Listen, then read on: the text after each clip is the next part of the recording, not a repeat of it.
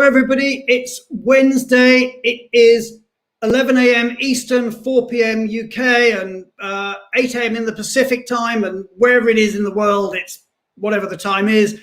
And it's The View from the Top, and we have got the most amazing show for you today. I'm so excited.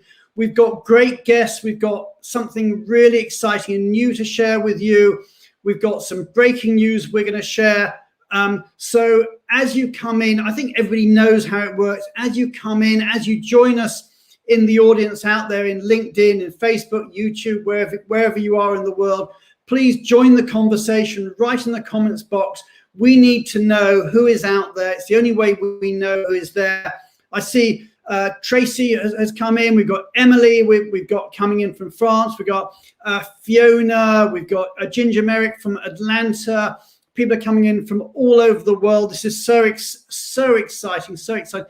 So let me just tell you a little bit about what we've got coming up in this fabulous show we've got today. First of all, let me just tell you, we have got the coolest guest of them all. I say cool because he's a ski bum, he's a snow patroller, and he's one of the genuine nicest guys in our industry. I'm delighted to say that our very special guest today is Steve Brown, who is the head of talent and career mobility at Electronic Arts. Steve is going to be on the show in a little while, and we're going to have a real good old chat with him about what is talent mobility, what is career mobility. He's got some fascinating thoughts and ideas on various areas that he's passionate about. We're really going to get into that. So we've got just a fabulous show, and we're going to have a good old discussion with Steve shortly. As I think everybody hopefully knows by now, we are, of course, approved for credits. So wherever you get your credits, whether you get GMS credits, CRP credits, HRCI credits, or SHRM credits, we will give them to you. And in about 45 minutes, we will release those codes towards the end of the show, so you can get your code, you can get their credits.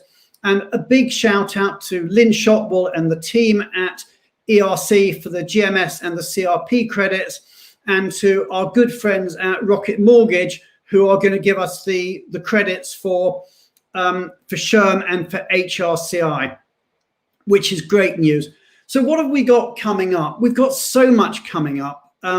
So in next week, as everybody knows, I think we rotate between The View from the Top and Benevo Bites. Benevo Bites is our technology show. So next week on Benevo Bites, we're talking about the future of tech in mobility. Now, we talked about that last week, but we talked about that from an operational point of view, about how tech can make mobility more operationally effective, more operationally efficient. And we did this with two Palo Alto legends, Wes Okamura and Eric Halverson. Wes is ex-EY, Eric is ex-eBay, and they are both based in Palo Alto, and they're both members of the Benevo Strategy Council. This week, we're going to be doing a similar subject, but we're talking about it from a strategic point of view. How can you use tech to make mobility more strategic? So that is going to be a great show. And then The View from the Top is back in 2 weeks' time on the 5th of May. And we've got an amazing show lined up for you. In 2 weeks' time, we've got not one, not two, but three heads of global mobility from an in-house perspective. And our subject is the women of global mobility. And we've got Rena Montalvo from News Corp, Debbie Convery, ex-Nike, who actually has announced just in the last couple of days that she's going to become the head of global mobility at Peloton. So big shout out and congratulations to Deb Convery. And Becky Woods, who's the head of mobility at ADP. And they're going to be talking about the women of global mobility. In fact, they are the women of global mobility. And I'm not the right person to moderate that. I know my limitations. So I'm going to be joined by the wonderful Galia Peretz from Wyco, and she's going to be co-moderating that session for me. So a fascinating show, and we're going to get into some really interesting areas. So do make sure you tune in on the 5th of May for that show. Now, I want to share some breaking news, and this is news that has just broken in the last hour or so. And this is major news for our industry. And here we go. Do you know WeCan?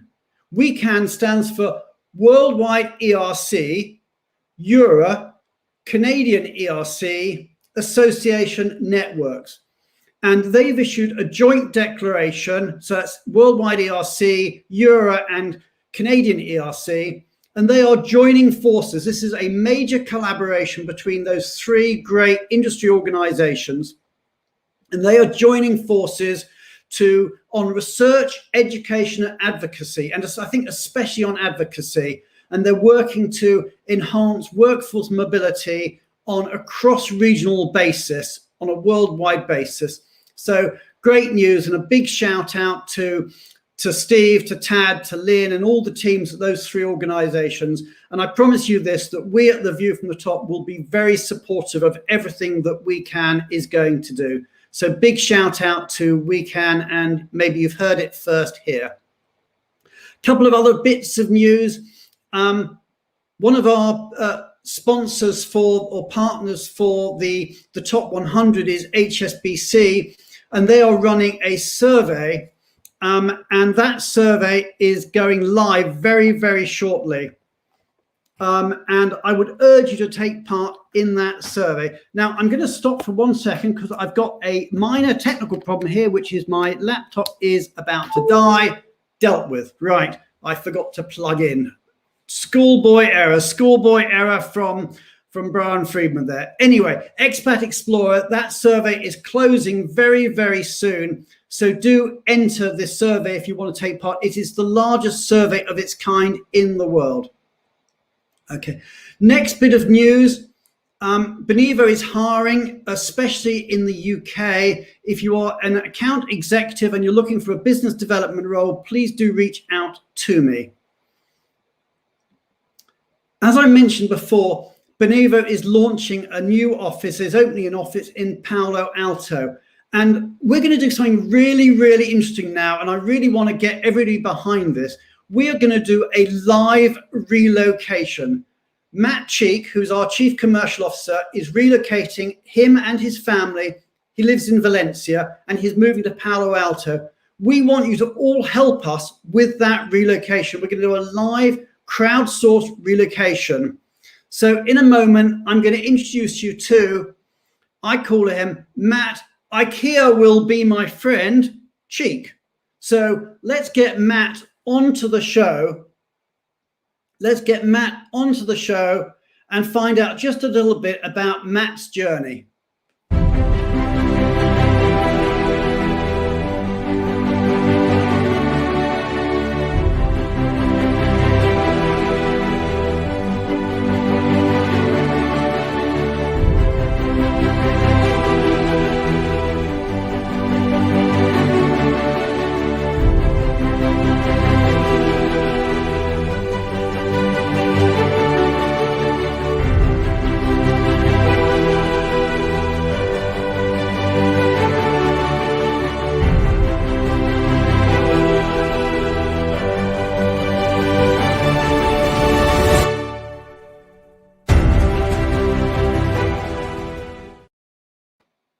Matt, how you doing? Matt, you're on mute. Right, we're not going to relocate you on mute. Talking about schoolboy errors, there's two for the show. We're making errors all over. So Matt, we did that wonderful video for you, and you're moving in just a couple of weeks' time, the 2nd of May. Okay. Indeed. And we met Blanca. The music is giving me even more suspense than I have already. We met Blanca and we met the kids. Okay. Now, as I understand it, Matt, you're doing a lump sum move. So we've given you, Benevo's given you a chunk of change, and we've said basically you're on your own, but of course you're using Benevo for Benevo. We're using our own. Not completely on my own. That's right. I'm initiated to Benevo with all of the features and benefits that comes along with. Okay. And as I understand it, Matt, I mean, the audience don't know you that well. They don't know your personal. So for those who don't know, let me just tell you about it. Matt, you are American, so you are going home, and you're from California initially, and you've been in Europe 11 years, and you're going back to well, you're not from Palo Alto, but you're from California. That's right. Okay. Yeah. Okay. Not too far away. I'm from Napa. Your wife is Spanish. Correct. And English. So Blanca's got 2 passports, Spanish and English. So we're going to have to sort out her immigration problems. We're going to have to sort out your tax problems. And you've got a couple of young kids who we saw, Matthias and Nadia. Mm-hmm. So we're going to have to sort out schooling for Matthias. Is that right? Yep. And kindergarten for him and childcare for the baby. And we've got home search, we've got temporary accommodation, and also we've got flights. Now, tell me about that, because I know even something as basic as flights in coronavirus world is difficult. I'm guessing there's no direct flights from Valencia to Palo Alto. There is not. No, you have to do a jump, and it's playing roulette at this point, because all of the regional flights keep getting canceled, canceled or moved, which means I can't make my connection. So I'm on currently booked on flight booking number 4, and I'm hoping that one is the successful final one to get me across the pond. Okay. Well, what we're going to do, you're moving on May the 2nd, so that's just over 2 weeks' time. So we're going to talk about your move, and we're going to track it. It's going to be like our little own sort of reality show. We're going to be talking about it this week a little bit. We're going to be talking about it next week in a bit more detail. We're going to get you some tax and immigration advice.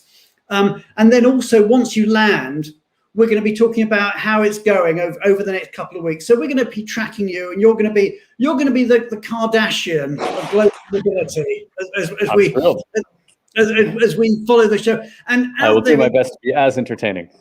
And out in the audience, if you've got suggestions, where you might want to go, there you've got a lunch already from Christopher. And I mean, you're quite a modern sort of expat in that. Yesterday's expats used to, take all their shipping and ship great containers. But as I understand it, you're throwing everything away. And I jokingly called you IKEA. Matt, IKEA will be my friend Cheek. Yes, I think IKEA will be one of the big winners of my lump sum policy. Okay, well, we're going to get into that anyway. So welcome to Matt, and the audience. Please give lots of applause and shout outs to Matt. He will be back with us over the next couple of weeks as we deal with your journey. But what we're now going to do is let's get into our immigration update. So I'm going to bring the legend that is Julia Onslow-Cole on, and we're going to start talking a little bit about what's going on in the world of immigration. And we'll see you again later, Matt. So thanks, and thank you for being our guinea pig's not the right word, but our reality TV show, our Kardashian, the Kardashian of expats. I'll take that over guinea pig. Okay, we've got expat Matt, we've now got expat Matt.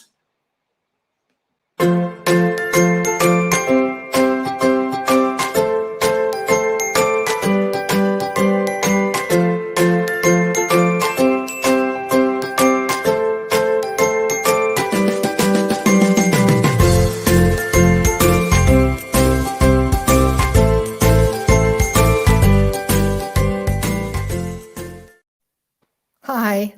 How are you? Very well. Yes, I'm really excited about Matt's journey, and I'm hoping that we can all be in an episode when it gets as popular as the Kardashians. Absolutely. Well, Matt is definitely going to need your advice because, although it's easy for him to go back, of course, he's got Blanca, who's Spanish and British, and I think she's spent 4 months in the US in total, which is where she and Matt met. But she hasn't lived there. She's a doctor, so we got all sorts of issues in terms of getting work permits, and it's going to be. I don't know whether she actually is going to work or not. They've got young kids, but we'll find out all about that in later shows, and also I suppose there might be family that want to come out. Who knows? Definitely, yeah, definitely. I'm sure. Yeah. Okay. Anyway, so Julia, what are you going to be talking to us about today? So I'm just going to talk about the EU and the UK, and it's a really sort of quite a nice segue from what Matt's talking about flights and entry bans and the difficulty about travelling. So there is in Europe the European entry travel ban, and that remains in place. And again, we've been talking about that over the last few weeks, and we talked about the fact that there are big exceptions to that European-wide travel ban, and in particular, if you've got really important work to do. And those exceptions have become more and more, and it's become more formalized. To be frank, if you have a CEO or an important executive, it's quite easy to get sort of into Europe, even though there's a travel ban under one of the exceptions. But what's become really, really difficult is, as well as the travel ban, there are now flight bans. So it's really important that you remember this. In addition to the travel ban, you've got to navigate these flight bans. And the flight bans are terribly complex and hard to get around, because the ban is actually on the flight carrier, and they're fined between 30,000 and 60,000 euros if they actually carry someone that they're not meant to be carrying. So you've got a highly motivated gatekeeper. So I used to do a lot of crisis management work, and I did a couple of hostage situations and also some really big evacuations. And when you do that kind of work, you have to make sure that you get a waiver from the government, a visa waiver, because you haven't got time in those situations to get people to get a visa. And you also, at the same time, have to get a carrier's liability waiver so that the airlines are not fined for carrying people without a visa, or who, say, in a hostage situation have no documents. And it's really hard to get those waivers. So this morning I was talking to Christine Sullivan, and we have a client who's in Brazil. We've got lots of clients in Brazil who want to take up assignments at the moment. And this one wants to go to the Netherlands, and Christine has got him immigration permission. So we know we can get around the travel ban, but there's a flight ban. There's a flight ban into the Netherlands from everywhere in South America. And these flight bans aren't coordinated across Europe. So we spent ages this morning looking at, could we land him in another European country or somewhere near that didn't have a flight ban, and get him in a car and drive him to the Netherlands. So it is really... You're becoming a travel agent, not just an immigration lawyer. Really, really complicated. And then in addition to that, in Europe, of course, you've got the quarantine rules. And initially, they're quite sort of feeble because the European countries didn't actually have the legislative framework to be really tough on quarantine. But many countries have now put them in place. So from May the 15th, as an example, in the Netherlands, there's much stricter supervision of the quarantine rules, and you have to be really monitored for 10 days. So, you've got to think, first of all, the entry ban, then you have to think the flight ban, and then you have to think quarantine. And the EU are also looking at some sort of, vaccination passport, but they're very much against the idea of compelling people to have vaccines. So it will be probably like vaccine, or, for example, if you've had COVID and you can prove you've had it, then and got requisite antibodies. So, but that's all work in progress. And then very quickly on the UK, I wanted to say that now we have India coming onto the red list in the UK from 4 a.m. this Friday. So anyone who's coming into the UK who's been in India in the previous 10 days will have to quarantine. And remember, it's only British and Irish citizens or those with residency rights in the UK that can come in anyway. So what's really interesting about this is how, it's very politicized, and you can see that where, it was just after Boris's trip to India was cancelled, then they announced this, that India was put on the red list. And again, we have lots of clients, we've had lots of conversations this week trying to get people to come in before 4 a.m. on Friday, but the flights are very scarce. And we talked about that a couple of weeks ago when I looked at India. The direct flights to the UK are especially scarce. And then the last point I wanted to make this week was please do remember that we're getting closer to this deadline of the 30th of June. So we have to make our EUSS, our European Settlement Scheme applications for those people that were here before the end of last year. And the Home Office have issued some guidance about what might be accepted if you're late with your application. Actually, very, very narrow exceptions. So serious medical issues, or like you're the victim of slavery. So, for example, there's some dreadful cases where people become homeless and then they're offered a minimum wage salary and their passports are taken away. So obviously in those situations, of course, that the deadline wouldn't apply. But it really shows that people who are, in professional jobs, really who have no real big humanitarian excuse like this, they really should get on and make their applications, because there's going to be very little excuse for them. Okay, so thank you, Julia. That's absolutely fascinating update, and we'll have you back next week. We'll be talking about, in fact, we'll be talking a bit about Matt Kardashian and what's happening with his trip to Palo Alto. But thank you so much for the show, for being on the show today. What we're going to do now is say goodbye to you, and we're going to move from immigration to tax with the legend that is Pat Jurgen. So thank you once again, Julia. Thank you, Brian.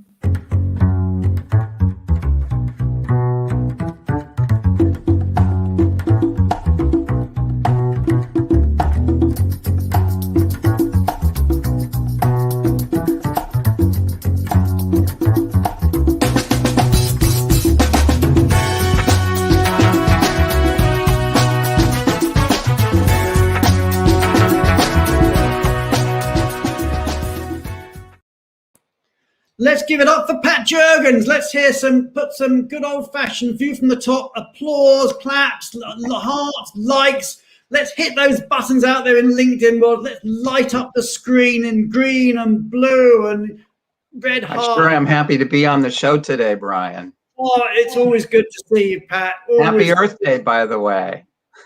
Thank you. And I just became a grandpa again the other day, so I'm definitely in a good mood. Right. So anyway, Pat, it's always great to see you, and you're going to give us a couple of quick tax updates on. Yes, I have several things I wanted to cover, hopefully quickly. The first one is in Poland. Poland now has a new occupational pension scheme that's now mandatory this year, and I should qualify it. It's mandatory for employers, but voluntary for employees. It does have some interesting tax consequences, though, because the employer is required to contribute 1.5% of wages to this new scheme, and the employee has to pay taxes on it. Those employer contributions are added to the employee's taxable income. So I expect that it'll be the type of situation where we'll see a little bit more Polish taxes for most employees in Poland. And because of the company match, I'm expecting that many employees will opt in to participate. If they do opt in to participate, then they also have to make a contribution to the scheme of 2%. So it'll be interesting to see how that plays out, but that is now in force as of this year. Moving on, we're now in New York. Just this Monday, they enacted new tax legislation in New York State, and the theme here is tax the rich. So they've increased tax rates for people with very high incomes. The highest tax rate used to be 8.82%. Now the highest tax rate will be 10.9%. And we're talking people that make millions of dollars. So that highest rate now will only apply. Are we going to see people moving out of New York? I think so. I do think so, especially for the millionaires and billionaires that live in New York City, because not only do they pay state tax if they reside in the city, but they pay a local city tax.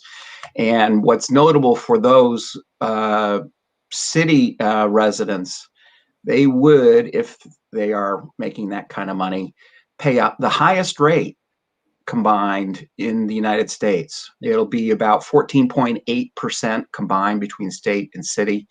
And that now would exceed what used to be the highest rate in California, where Steve is.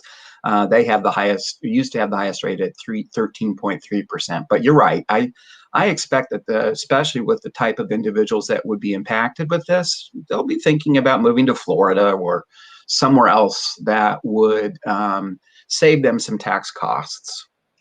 And speaking of saving on tax costs, my last update has to do with West Virginia. You wouldn't think of West Virginia as being a location that would be, it didn't a hotspot. Apologies to anybody in the audience from West Virginia, but it didn't. Yeah, well, right. But they are making a very strong effort to attract workers, remote workers, the new classic remote worker employee.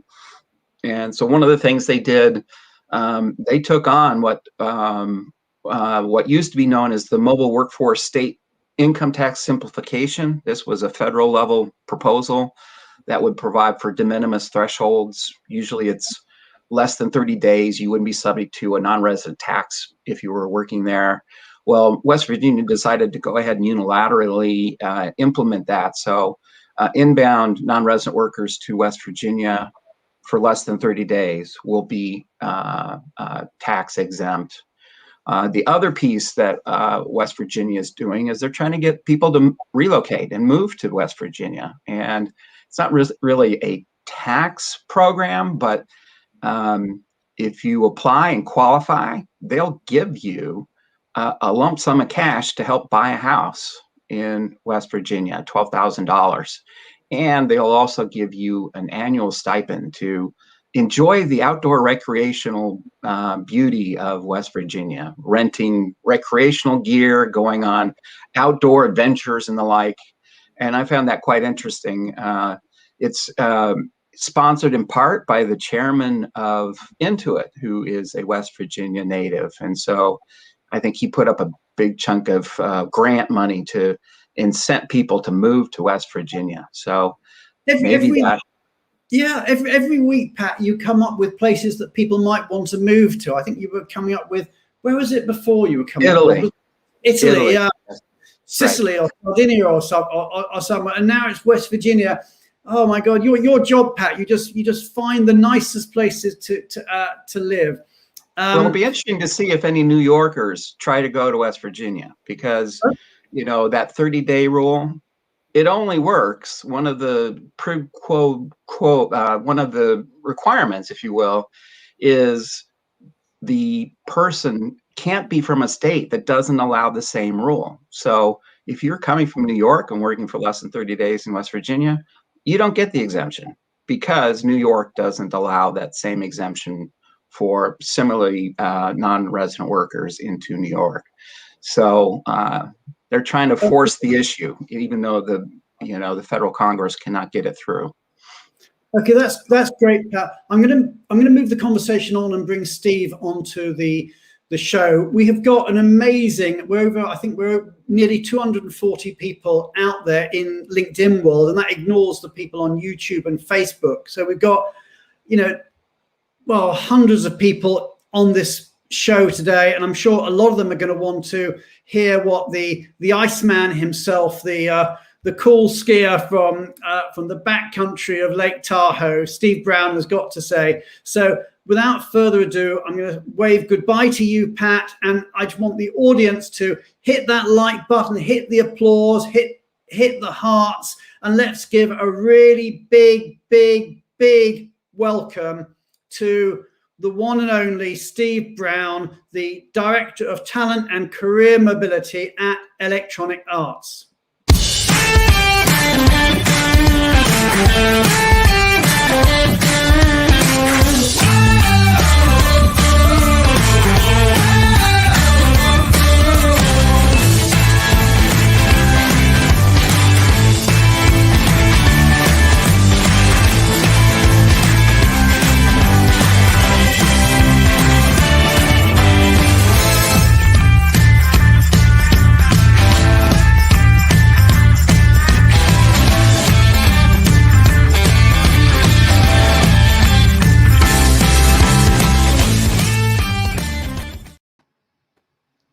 Steve, welcome to the show. It's so great to see. I tell you, that just went wild. The love that is out there for you is extraordinary. There must be, I don't know how much you've paid them all, but people are hitting that like button, the heart, the applauses. You've got a lot of friends out there in the industry. I describe you as one of the nice guys in the industry. I mean, sorry, let me rephrase that. One of the nicest guys in the industry, because everybody's nice in our industry. But Steve, I mean, you've been in the industry, a good few years. Tell me about, we had pictures of you skiing there with your family. I think it's Tyler and Grace, your kids? Yes, that's right. Yeah. Yeah, and your wife, Sarah, or is it Sarah? I'm not sure. But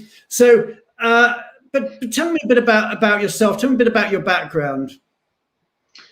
Well, on a personal level, I grew up in California, have kind of lived and traveled around the world extensively. As you mentioned, married to college-age kids right now, kind of going through the challenges of pandemic higher education. And one of the things that I was thinking about reflecting on mobility and kind of how I even got into this was I can remember as a kid watching my grandparents traveled a lot, and I remember they would come back with 8mm films and slideshows and talk about their trips. And I can distinctly remember a trip they took to Switzerland and Austria, and just being fascinated by that and deciding that that's the place that I needed to spend some time. So, were you born skiing? I'm sorry? Were you born skiing? No, it's something I came into when I was probably, pre-teens. I grew up as a child of a single mom, and we didn't have a lot of money, honestly. And skiing was sort of something that was sort of like just out of the realm of possibility. But my mom really kind of brought me down and found a way to get me into some ski lessons. She'd get up at 4 a.m., get me on a bus to go up to the ski area, and I just kind of developed it as a passion of my own that's been a lifelong sort of thing for me. Okay, and you still do it. You're a ski patroller in the backcountry area of Lake Tahoe, you told me. Yep, that's right. That's right. I've done resort patrol, and most recently been doing a backcountry patrol, search and rescue sort of thing. So super fun. In fact, I was just up this past weekend doing a training. Yeah, well, that's great for you, and it's obviously a great way of giving back to the community by doing the search and rescue. And I know you've been doing the giving back in other ways, because you've been on the board, or you are on the board of BAM and on the Council for Immigration, aren't you, as well? So there's a lot of stuff going in there, and you're quite passionate about stuff, I get the feeling. I mean, are you passionate about mobility and immigration? I am. I think there's something about it, and kind of going back to how I got into it, I feel like mobility to me is more than just moving people around the world. I feel like there's an element of it that it's a way to bring people together and to bring different perspectives to bear. I think that's sort of always been part of my personality, is bringing different people and perspectives. I'm a connector sort of person. And I think that's what's always attracted me about mobility. And, I will venture to say that I think mobility could be, one of the remedies that helps us address the pretty severe polarization that we're dealing with around the world these days. As I heard Pat talk about, New Yorkers moving to West Virginia and such, think about the kinds of cross-cultural or different perspectives that can start to blend in a place like that. So I think there's something to, and something to be passionate about here around mobility and the role we can play in the world. And how did you get into the industry? I mean, people come into it through different ways. I mean, but what was your career path into mobility? Well, I started out as an accountant, and you and me both. Yeah. E&Y, Arthur Young, actually, years ago, and started out as an auditor. I moved into corporate tax, and what they did is they had the corporate tax folks help out with preparing the individual and expatriate returns, during the busy season. Wes Okamura, sort of legend in mobility, was my first boss there, and I kind of picked that up and just really appreciated the international aspect of that, the interactions with the individuals, and from there the rest is history. And then you moved at some point to Accenture. I think Nathio says hi, and you and I came across each other, I think, the first time, but I think we shared a platform together when I was at Anderson and you were at Accenture. So, I mean, at that point, you were handling one of the largest programs in the world, maybe the largest program in the world. That must have been a challenge at the time. Yeah, I mean, that was a ride. I mean, when I started at Accenture, I think we had maybe 25,000 people globally. When I left, we had 450,000 globally. We started out with maybe 100 people or so in India. When I left, it was about half of our population, maybe close to 200,000 people. So, I was along for the ride as we expanded our global footprint, really invested heavily in India and the Philippines and other economies to grow our business and to serve our clients, and all the growth pains that come with building up a program, managing the compliance elements, the employee experience elements, and all of that. So it was really a pretty exciting time. Okay, and then of course you're now with well, you went via Nike. You were there. I mean, interesting. Our guest next week, Deb Convery, of course, was with Nike and has just left to join Peloton. And you must presumably you were her predecessor at Nike. But let's just talk about Electronic Arts, which is where you are now. Tell us a bit about them. I think most people will know the company. It's the leading video game company in the world. But tell us a bit about their program. Yeah, so Electronic Arts is interesting. It's, relatively speaking to some of my other experience, it's a smaller program, but mobility is a really important element of our culture. And it's one of the two things that attracted me to the company about the mobility program. One, as a studio-based organization, we really feel it's important for people to be at or near our studios for the collaboration and innovation that comes from that, and and all the goodness that comes from the software engineers and the artists and others creating great games together. So getting people into the right locations, the right people in the right place for us is super critical.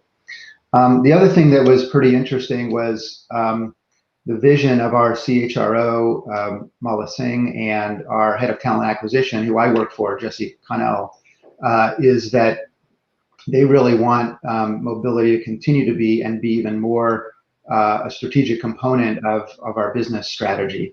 And really, okay, so let me just come in on that. So you're saying that from the CEO level, they want mobility to be part of your business strategy.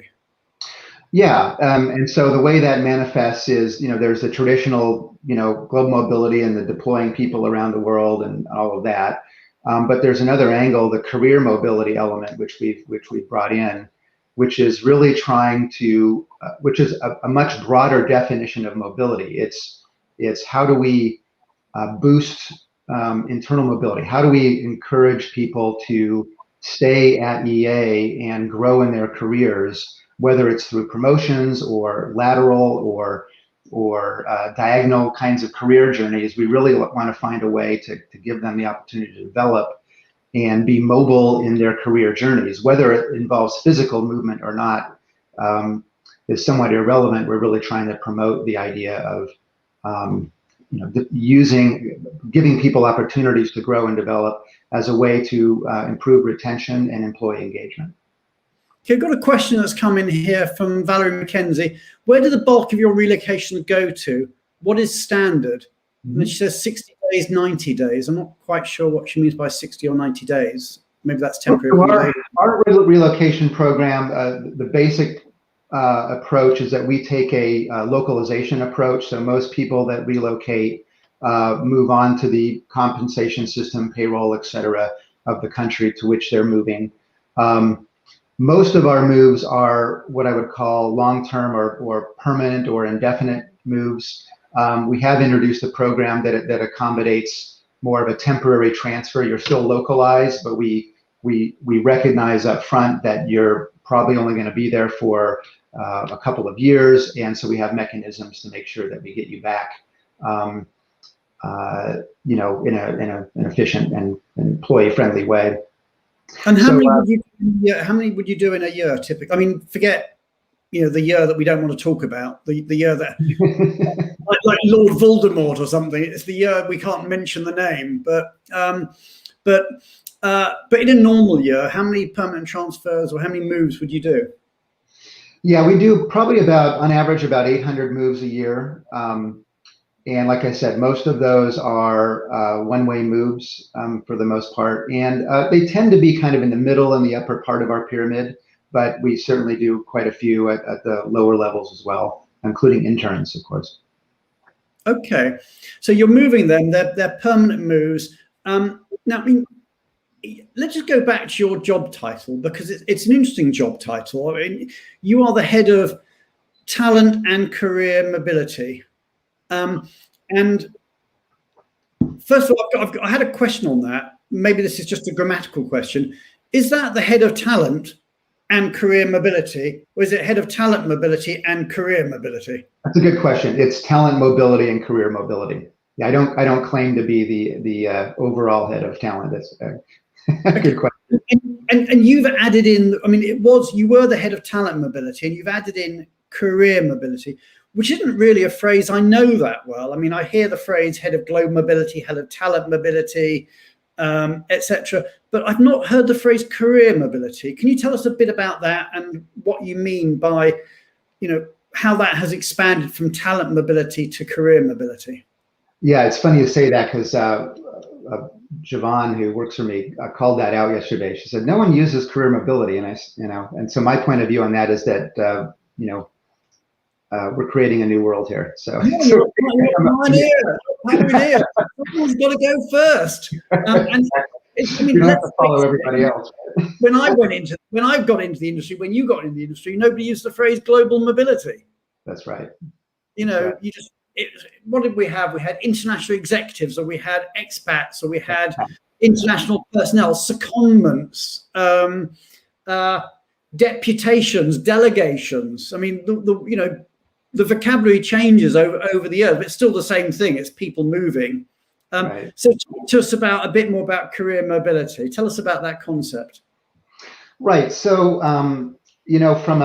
from sort of a mission perspective, this is about boosting internal mobility. And what we're trying to do is provide visibility and access to our employees and their skills.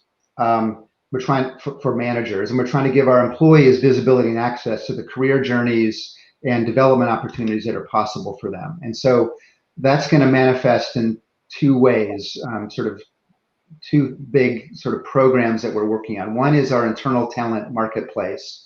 So think about LinkedIn for internal employees, right? This is where employees can go see all the opportunities, see what skills they have, how their skills match up against the skills required for other opportunities, whether it be full-time roles or projects or gigs or what have you. Also, from the flip side, managers and leaders can go in and see internal employees and their skills and how they match up with the opportunities that they are seeking to fill. So this is going to be a really critical piece of our strategy here. The other piece is our career frameworks, which is something that kind of comes back to your question about talent. So it's going to link into our broader competency framework, but this is where we're going to provide visibility to what are the various career journeys that are possible at EA. So one of our challenges today is that people tend to think about development as meaning a promotion within your current function or business unit. And so very kind of vertical ladder kind of approach. And we're really trying to change our culture to think a little bit more about lattices, or really kind of truly a free market of there are opportunities, there's full-time roles, there's gigs, there's projects, And we want to give people visibility to all of those and access to those types of opportunities. So if I'm a game developer and I want to move into HR, maybe there's paths for me there. Okay, I mean, here's a comment from Jodie. She says, love the mobility tie into talent strategy. EA does a great job of giving mobility a seat at the table. And I mean, that whole question of linking mobility and talent strategy is so important. Actually, I've got a question for the audience. I'll ask you the question too, but I'm going to ask the audience the question. We actually ran a poll on this on LinkedIn a couple of days ago, but let's just ask the audience now. The question is this: do you think that mobility and talent work closely enough together on a day-to-day basis? So do you think that mobility and talent are working closely enough together, either in your organization or if you're a supplier in the organizations that you advise or that you know? And we're going to give you three choices for an answer. That's what we put on LinkedIn. You've got three choices. The first one is yes. So mobility and talent do work closely enough together, or yes, I mean, as I put it, more often than not. Sometimes, so they work together on an ad hoc basis, or no, only very occasionally. So out there in the audience, put in your comments and we'll try and pull some up on screen. There's always a little bit of time delay between us talking and it getting out to LinkedIn. I think it's about 90 seconds or so. So those answers will start coming in. So audience, start telling us what you think. But Steve, what's your view? Do you think, not just in EA, but in the wider world, do you think mobility and talent are working closely enough together, and not, big picture, but literally day to day on a case by case basis? Yeah, I think short answer, probably closer to no, probably not enough, in my experience. I think I would say though, in the last few years, as I'm talking to folks, it looks like Jody agrees as well. I think it's gotten better. I think CHROs have started to see the link between these areas. So I know, just bringing it back to EA, our head of talent is revamping our overall talent strategy as a company, and I've spent a lot of time with her and her team talking through, internal mobility and career mobility and what that means and how that needs to fold in. And so that has become one of the major threads of our talent strategy going forward. And so with that, it makes it a lot easier to then partner with all the various other elements of human resources or with the business to develop programs and strategies to bring it to life. Okay, well, and we're getting the questions coming in from the audience. In terms of the poll results, when we actually did it on LinkedIn, this is what the audience on LinkedIn said. In terms of the first choice, yes, more often than not, that polled 22%. For sometimes, the middle ground, on an ad hoc basis only, that polled 40%. And the no, only very occasionally, that polled 38%. Or to look at it another way, if you add those last two together, 78% of respondents said that they were only working closely enough together, either very occasionally or just on sort of the random ad hoc basis. In other words, more could be done. And I think that's tying in pretty much with where you were saying, you're sort of towards that end of the scale, a lot of room for improvement. There was another phrase you used when we were chatting the other day. You used a phrase and then you sent it to me in an email. And I must admit, I misread the phrase. And then the more I thought about it, I thought, my God, I didn't misread this. It was a great line. And what I thought you said was the international global deployment of talent. And I thought, okay, that's really important, the international global deployment of talent. But I misread you. What you actually said, and I think it's way more powerful, you said the intentional global deployment of talent, which I think is a fascinating concept, very, very powerful. Just tell us a bit about what you mean. I know you're passionate about this. What is the intentional global deployment of talent? I just love that. Intentional mobility. Yeah, exactly. That is essentially one of the themes that we operate as a team, right? So there's a few layers to this. One is, let's move away from being order takers. I'd like a hamburger. Would you like fries with that? and let's be out in front of the requests that are coming in, so we're not on our heels constantly trying to figure out how to get people from point A to point B. So that's a very tactical element to this. The other element is what we often find is that, when that happens, a HR business partner or a business leader comes and says, yeah, we need to move somebody. Nobody's asking why and what's next for this person. And so what you end up with is scenarios where people are going into another location. We haven't thought about work permits for their family, or it's supposed to be a permanent move, but we haven't actually put any thought into, well, what are they going to do when the work permit expires in 3 years? So let's just step back a little bit and think a little bit longer term, not just about getting them to point B, but what happens after they're at point B and what the longer term career plan for this person is, the business plan, the talent plan for this person. And then that leads up into a bigger thing, which is basically saying, let's connect mobility into our workforce planning. And let's be part of the conversation about, hey, as a company, we know we're going to need certain kinds of skills in these locations, and how can we make that happen over the coming couple of years? And mobility has a role to play in enabling that workforce planning, and that's really where the important link is, and us being able to add some more value. Okay, loving that phrase. I want to get onto a different subject, and in fact, I had it as one thing we were going to discuss, but in fact, we've got a question from the audience on it as well from Natalie. Let's just put that on screen, and that's about remote working and work from home.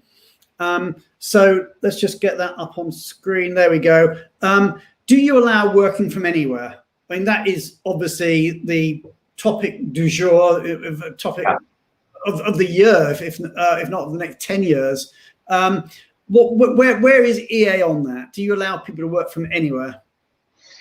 Short answer is no, and I'll kind of walk you through like how we got there. So when pandemic, just actually before pandemic hit, one of the projects we had in our team remit was to start working on a flexible work program for the company. We're a studio-based company, not unlike a movie studio, right? So we've got people that are on location, kind of building games, and that's been our culture and philosophy. We've leaned into creating great workspaces for people, physical office sites, and all of that.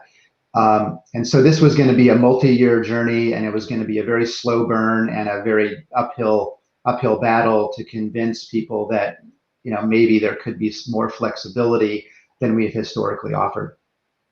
Pandemic hits, all of a sudden, like all of us, we realized, oh, we've got to deal with this, and in fact, there are some possibilities here and some downsides. We certainly have experienced and noticed some productivity impacts, adverse productivity impacts as a result of a dispersed, workforce in the way. So basically, my team kind of set out to lead the effort to drive our new flexible work policy in the context of pandemic and the long-term vision for it.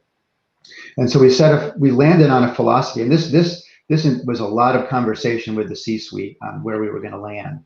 And so we essentially landed on a philosophy, which is we continue to value the physical workspaces that we have, people being together. However, we are going to have more flexibility than we have in the past. So historically, pretty much everybody was in the office 4 to 5 days a week. Now we're going to have more options. There'll be more hybrid work, maybe a few days in the office, a few days at home, a little bit more true remote work. But we have some guardrails around that. So number one, the business units themselves, the studios, decide what options they're comfortable with. So we've got a suite of options that's available along a spectrum of flexibility, and the business units decide what they really want to offer for their employees, what's best for them and their culture and getting their work done. And then the employees, based on that, can opt in. In terms of work from anywhere, we have been pretty strict on not allowing people to work in locations where we don't have an entity that can employ and pay them. So that's kind of where we are right now. We're we'll kind of continue to test that and see if there's further flexibility we can do. But right now we're pretty much saying, look, you need to be in a country or location where we at least have a legal entity that can employ and pay you. And within the US, does it have to be in the same state, or can people work across? Oh, people can go across states. Yeah. Once again, as long as we've got a payroll entity in the state there. The other piece that comes with all this is then now there's a lot of pressure to find people, that are great skills that are living in West Virginia. As an example, we don't have an entity there. What do we do about that? So the next piece of work I'm working on is our location expansion strategy and the process of how we actually evaluate when should we open up new markets to allow us to start to hire people there, whether it's states or international locations. Okay. And one question, we've talked about the flexibility of work, but what about the other side, the employee experience? What do you do to optimize the employee experience of this, to use your phrase, this intent, which I love, this intentional deployment of talent? Yeah, one of the really refreshing things about coming to EA is that the employee experience sort of is at the center of everything we do, especially in mobility. So, not to sound trite about that, but what that means is that if we have to make choices, we tend to lean into what's best for the employee. And so some of the ways we do that is that we have a pretty heavily outsourced program, right? So we rely on our external vendors, Cardes, PwC, Fragman, others to support us, and really work closely and really developed, I think, a very strong partnership with our vendors to work together as a network and to always respond to and deal with the issues that come up in an employee-centric way. And so by really promoting this idea of a mobility ecosystem, it's my team, and our vendors all working together to support employees. That I think has set a really nice tone across the organization, and I think results in some really good service for our people. Okay, last question, Steve, and it's a big subject, but I've asked a few people. I'm very interested in your view. The pandemic, okay, challenge or opportunity for global mobility, and if so, what are the opportunities? I'm sorry, can you repeat the question, Brent? The pandemic, yeah. Challenge, opportunity for global mobility. What are the silver linings? Yeah, so start out as absolutely a challenge, but the most obvious opportunity was what I mentioned before. We basically created from whole cloth a flexible work program over the course of basically 6 months that there's no way that would have been possible absent pandemic. I mean, we would never even gotten to where we are, and even if we had, it would have taken years. So I think that's probably the biggest silver lining. I think another sort of opportunity is that I think it's probably how the absence of something, absence makes the heart grow fonder. So when you don't have mobility and the travel and all that, people start to evaluate and realize, there was some real value there, and there's some really goodness that comes from moving people around and getting them in the same room and collaborating and innovating. So I think it's perhaps helped leaders, employees, and others appreciate the importance of mobility. Okay, it's been great to have you on the show. I'm going to bring back our other guests now, so let's just bring them on. Let's bring on Julia and Pat and expat Matt. So last question, actually, I'm going to ask you, Steve, is because we've got Matt coming out to your neck of the woods. What advice are you going to give him as he comes to settle out in the Bay Area? Well, since Matt's a surfer, I'd say bring a wetsuit. It's cold. That was duly noted on that one. Okay. And any quick tax or immigration advice for Matt? We'll go into it in more detail, but Pat or Julia, any quick comments from Matt to watch out for? I would say there's a lot of tax planning you can do before you arrive, or at least your wife. Probably won't be able to cover it before you actually make the move, but we can chat about it in a couple weeks. Okay. And Julia? Fair deal. Yeah, I'm going to say, yeah, definitely look after your mother-in-law, very important person in your life. So we have to sort out her visa to come for Spain. Hi, Jackie. She's top of my mind.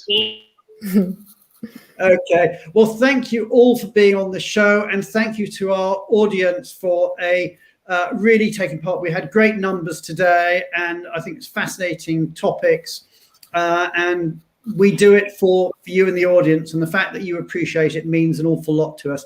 Thank you, everybody, and we'll see you again next week when we're back with Beneva Bites. Thanks, everybody. Bye, everybody. Thank you.